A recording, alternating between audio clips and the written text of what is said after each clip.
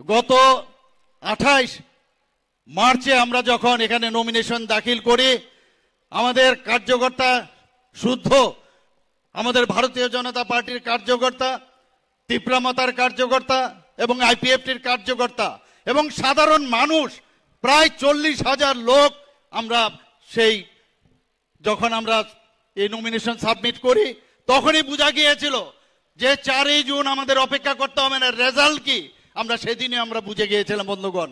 শুধু তাই নয়, যখন 27 মার্চে আমরা পশ্চিম আসনে আমরা সেখানেও যখন নমিনেশন দাখিল করি, হাজারো হাজারো লোক 35-40 হাজার লোক আমাদের সাথে সেদিনও নমিনেশন দাখিলের সময় সেখানে উপস্থিত ছিল।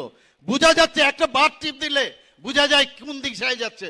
বন্ধুগণ, আমাদের এইবারের যে মোদিজির যে গ্যারান্টি, সেই গ্যারান্টিকে সামনে রেখে এবারের নির্বাচন খুব ইম্পর্টেন্ট নির্বাচন। আগামী 2047 সনে এই যে বিকশিত ভারত তার যে সুফল তার পাওয়ার জন্য যে নির্বাচন, সেই নির্বাচন ভারতীয় জনতা পার্টি পঞ্চায়েত থেকে আরম্ভ করে পার্লামেন্টের ইলেকশন পর্যন্ত খুব সিরিয়াসলি আমরা দেখি।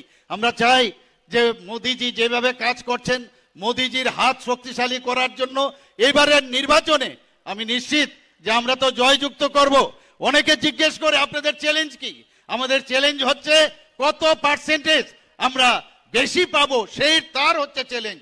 আমি আর বেশি কিছু বলছি না বন্ধুগণ।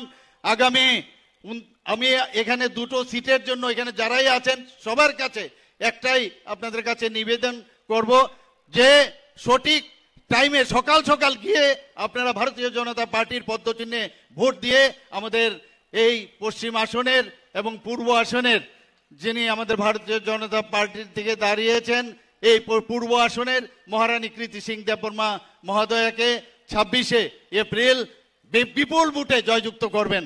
সবাইকে ধন্যবাদ। নমস্কার। বন্দে মাতরম। ভারত মাতা কি জয়।